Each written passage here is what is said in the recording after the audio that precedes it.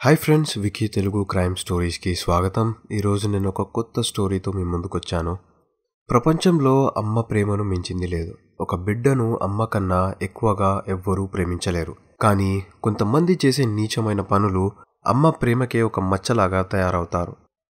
1901 సంవత్సరంలో పోయిటియర్స్లోని అటార్నీ జనరల్కు ఒక గుర్తు తెలియని వ్యక్తి నుంచి ఒక ఉత్తరం వస్తుంది.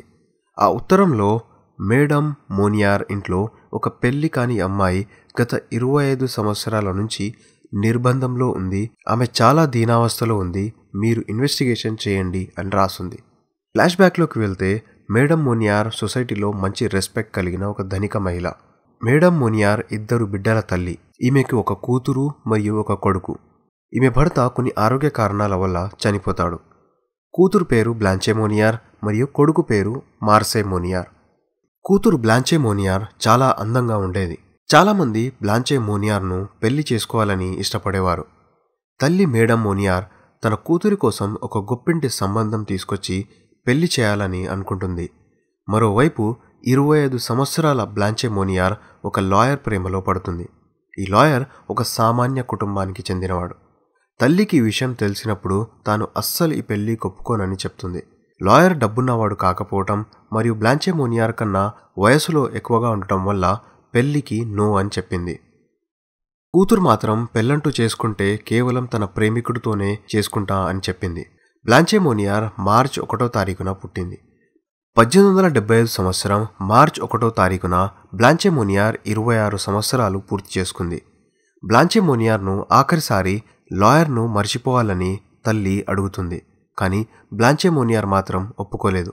ఇక చేసేదేం లేక ముందు నుంచే తల్లి కొడుకులు చేసిన ప్లాన్ ప్రకారం బ్లాంచే మోనియార్ను ఒక చిన్న చీకటి గదిలో బంధిస్తారు. నువ్వు ఆ లాయర్ను మర్చిపోతే తప్ప ఈ రూమ్లో నుంచి బయటకు రాలేవు అని చెప్పి ఆ రూమ్ని మూసేసింది.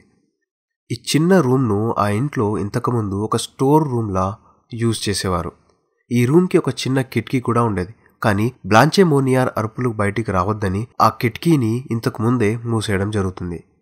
అందగత్తె బ్లాంచే ఇప్పుడు ఎలుకలు, బొద్దింకలు, పురుగులు తిరుగుతున్న ఒక చీకటి రూమ్లో తన సొంత తల్లి ద్వారా బందీగా మారిపోతుంది. ఈ రూమ్లో బ్లాంచే మోనియార్ను కట్టేసి ఉంచుతారు. కూతురు రోజుల తరబడి తన రూమ్ ఓపెన్ చేయమని, తనను వదిలేయమని అరుస్తూ ఉంటుంది. తల్లి మాత్రం నువ్వు ఆ లాయర్ ప్రేమను మర్చిపోవాలని పదే పదే చెప్పేది. బ్లాంచే మోనియార్ మాత్రం తన ప్రేమను మరిచే ప్రసక్తే లేదని తేల్చి చెప్పేసేది. రోజుల తరబడి ఆ రూమ్ నుంచి అరుపులు వచ్చాయి. ఇరుగు పొరుగువారు కూడా వచ్చి అడిగారు. ఏదో ఒకటి సర్ది చెప్పి తల్లి పంపించేసేది. కేవలం తినడానికి ప్లేట్ ఇచ్చేటప్పుడు మాత్రమే ఆ రూమ్ తెరుచుకునేది. ఎన్ని రోజులు గడిచినా ఆ తల్లి మనసులో మాత్రం కొంచెం జాలి కూడా అనిపించలేదు. తన కూతురుపై కనికరం చూపలేదు.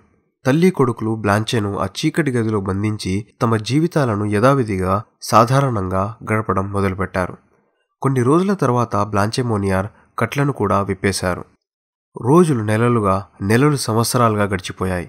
ఆ రూమ్లో నుంచి బ్లాంచే మోనియార్ అరుపులు రావడం కూడా ఆగిపోయాయి.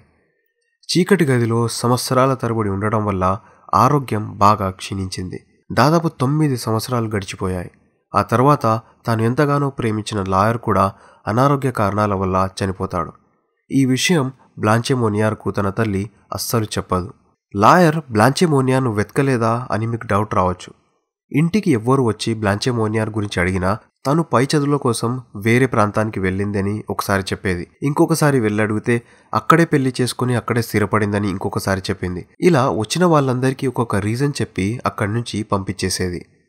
ఇప్పుడు ప్రజెంట్లో 26 సంవత్సరాలు గడిచిన తర్వాత 1901 సంవత్సరం మే 23వ తారీఖున అటార్నీ జనరల్కి ఒక అజ్ఞాత వ్యక్తి నుంచి ఒక లెటర్ రావటం, ఆ లెటర్లో బ్లాంచే మోనియార్ బందీగా ఉన్నట్లు చెప్పడం జరుగుతుంది.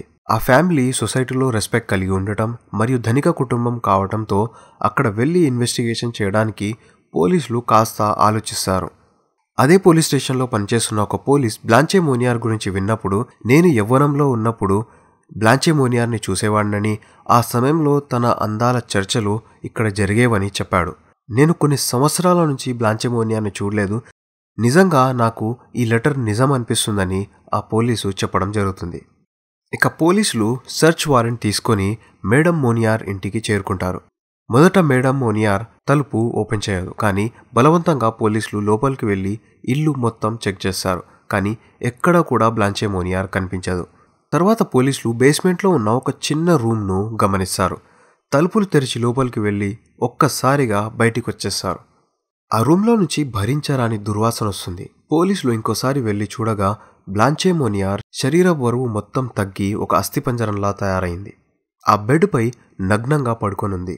బ్లాంచే మోనియార్ చుట్టూ కుళ్ళిన మాంసం ముక్కలు, కూరగాయలు, చేప మాంసం, కుళ్ళిన బ్రెడ్ మరియు ఓయస్టర్ షెల్స్ కనిపిస్తాయి. ఆమె చుట్టూ పురుగులు తిరుగుతున్నాయి. శరీరానికి చుట్టూ కుళ్ళిపోయిన ఫుడ్ మరియు మలమూత్రాలు ఉండడం వల్ల భరించరాని దుర్వాసన. గాలి ఆ రూమ్లోకి వచ్చే అవకాశమే లేదు. అక్కడే ఉన్న ఒక కిటికీని తెరవగా సూర్యకిరణాలు 26 సంవత్సరాల తరువాత బ్లాంచే మోనియార్ ముఖంపై పడతాయి. ఆ సూర్యకిరణాలను తట్టుకునే శక్తి లేక బ్లాంచే మోనియార్ బెడ్షీట్ను తన ముఖంపై కప్పుకుంటుంది.